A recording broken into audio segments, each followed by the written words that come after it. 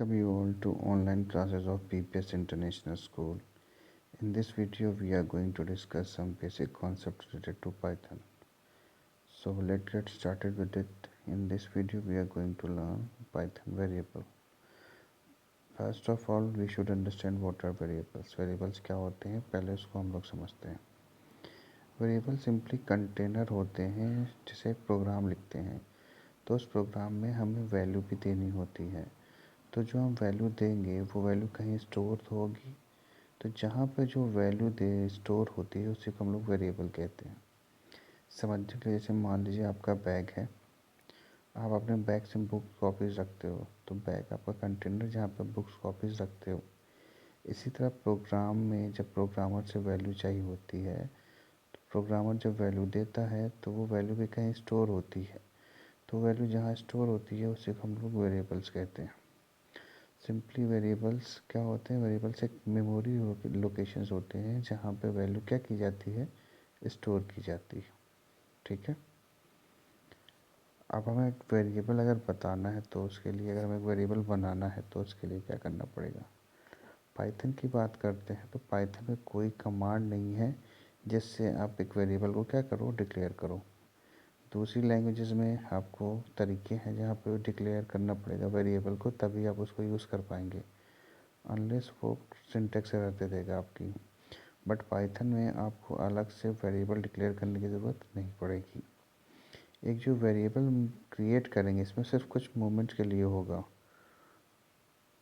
जैसे हमने कोई, मान लो हमने कोई वेरिएबल बनाया और जैसे में उसमें हमने वैल्यू पास कर दी, वो वेरिएबल हमारा बन के तैयार हो गया. जबकि दूसरे लैंग्वेजेस में आपको पहले उसको डिक्लेयर करना पड़ता, तब आप उसको यूज़ कर सकते हो. पाइथन में आपको डिक्लेयर करने की ज़रूरत नहीं है, आप सीधे वैल्यू पास करो और वो वेरिएबल आप क्या कर सकते हो, यूज़ कर सकते हो. जैसे एग्जांपल देखिए, x=5 लिखा है, तो 5 एक वैल्यू है जो कहीं जाके स्टोर हुई, तो जहाँ पे स्टोर हुई वहीं को हमने क्या बोल दिया, x में जाके वैल्यू क्या हो गई, स्टोर हो गई. इस तरह देखिए जॉन लिखा है, जॉन वैल्यू कहाँ है, लेफ्ट हैंड साइड में जाके y में स्टोर हो गई. तो जो वेरिएबल्स होते हैं उनके नाम हमेशा अल्फ़ाबेट्स होते हैं, XYZ ABCD, वो आपके ऊपर है जो आप चाहो वो. और एक वेरिएबल में कैसा भी डेटा आप डाल सकते हो. डेटा अलग अलग तरीके का होता है, नंबर्स के फॉर्म में, सिंगल कैरेक्टर के फॉर्म में या स्ट्रिंग के फॉर्म में. तो जैसा भी वेरिएबल जिसके सामने देना चाहो वो आप दे सकते हो. फिर वेरिएबल्स की बात करें तो उनको डिक्लेयर करने की किसी पर्टिकुलर टाइप की ज़रूरत नहीं होती. जैसे हमने बताया ना, डेटा अलग अलग तरह का होता है. डेटा में नंबर्स होते हैं, कैरेक्टर्स होते हैं, अल्फ़ाबेट होते हैं. अब कंप्यूटर को कैसे पता चलेगा कौन सा डेटा है या कौन सा डेटा आप इंटर कर रहे हो, तो उसके लिए और जो दूसरी प्रोग्रामिंग्स हैं, तो वहाँ पे जब भी आप वेरिएबल डिक्लेयर करते हो तो उसमें बताते हो कि किस टाइप का डेटा उसके अंदर आएगा.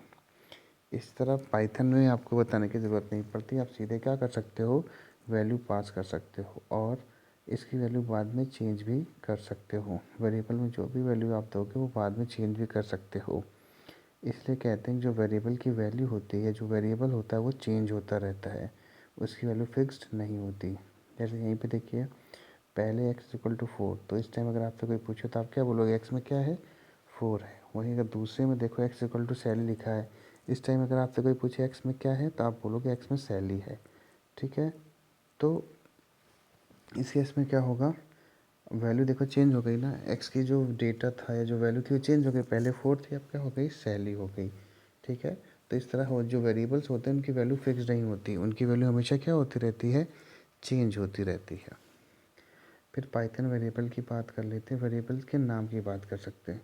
एक जो वेरिएबल हो सकता है वो कोई शॉर्ट नेम ले सकता है, जैसे XYABCD, कोई भी सिंगल कैरेक्टर ले सकता है, या तो एक डिस्क्रिप्टिव नाम हो सकता है, नेम जैसे एज, तो इससे पता चल जाएगा यूज़र को अच्छा इसमें क्या डालना है, एज डालना है या नेम डालना है या टोटल वॉल्यूम डालना है, जिससे हमें पता चल जाए कि अच्छा ये क्या निकाल रहे हैं. जो जैसे एरिया हो गया, तो इसमें पता चल जाएगा हाँ ये वैल्यू क्या निकाल के देगी हमें.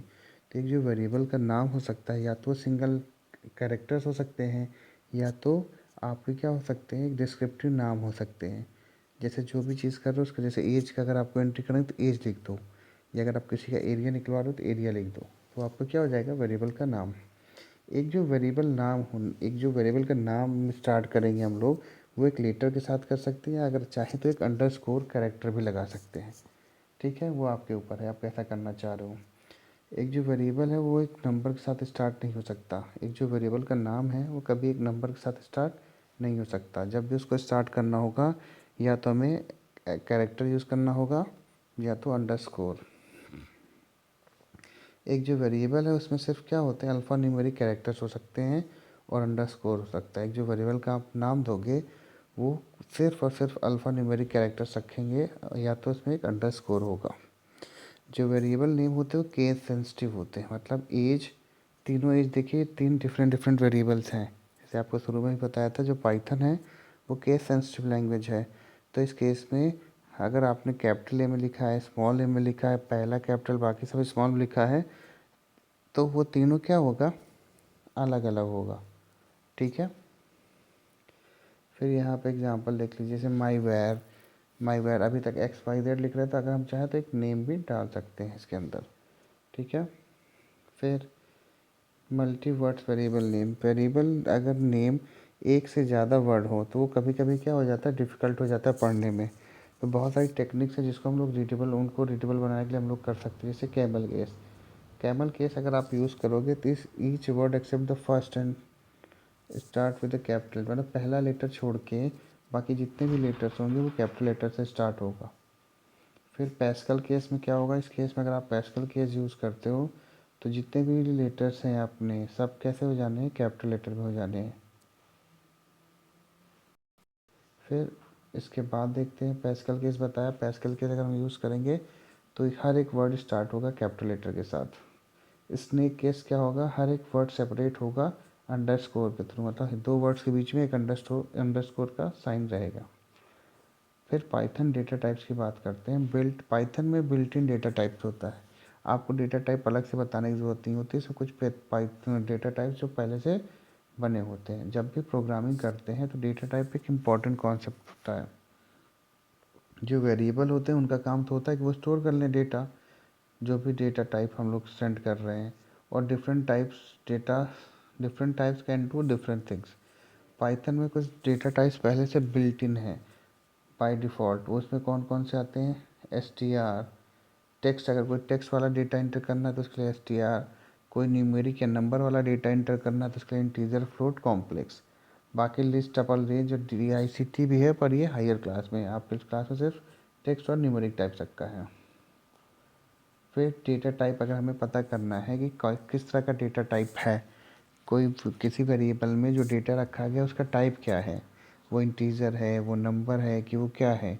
तो इस केस के लिए अगर हमें फाइंड आउट करना है तो उस केस के लिए जो फंक्शन यूज़ करेंगे, टाइप फंक्शन यूज़ करते हैं। ठीक है, टाइप फंक्शन क्या करता है, हमें बताता है कि जो भी वेरिएबल उसके अंदर स्टोर किया गया है उसकी वैल्यू क्या है, वो किस तरह का डेटा टाइप स्टोर कर रहा है। जैसे यहाँ पर देखिए एक्स इक्वल टू 5 है, तो अगर एक्स में आप देखेंगे तो एक्स में नंबर है, न्यूमेरिक है, तो न्यूमेरिक में आई एन टी होगा। तो इसमें अगर आप रन कराओगे तो यहाँ पे आई एन टी आपके सामने आएगा। समझ में आया। आई एन टी के दो नंबर में देखिए दो टाइप के होते हैं, यहाँ पे आपने देखे नंबर में देखो दो टाइप के, इंटीजर, फ्लोट और कॉम्प्लेक्स। तो इंटीजर कब होगा, फ्लोट कब होगा, जब आपके सिर्फ जो नंबर होगा सिर्फ एक वैल्यू, मतलब डेसिमल पॉइंट नहीं होगा, तो उस केस में आई एन टी यूज़ होगा। और कोई ऐसा नंबर होगा या वैल्यू होगी जिसमें क्या होंगे, वैल्यू होगी और डेसिमल पॉइंट भी होगा, तो फ्लोट में जाएगा। कोई ऐसा यूज़ होगा जो रियल और इमेजनरी कॉन्सेप्ट होगा तो कॉम्प्लेक्स वाले में जाएगा। ठीक है, जैसे यहाँ पे देखो आप एक्स इक्वल टू 5 है, तो यहाँ पे नॉर्मल वैल्यू है। ठीक है, तो इस केस में क्या प्रिंट होकर आएगा, क्लास जो यूज़ हो रही है इसमें कैसी हो रही है, आई एन टी यूज़ हो रही है। अगर यहीं पे 5.7 कर देते तो उस केस में उसकी क्लास चेंज हो जाकर क्या हो जाती, आई एन टी से फ्लोट हो जाती, और यहीं पर रियल और इमेजिनरी नंबर डाल देते तो आपका कॉम्प्लेक्स हो जाता। आई होप यहाँ तक समझ में आया होगा, इसमें कोई प्रॉब्लम नहीं होगी। इन केस कोई प्रॉब्लम होती है तो डिस्कस कर लीजिएगा क्लासरूम में। Thank you.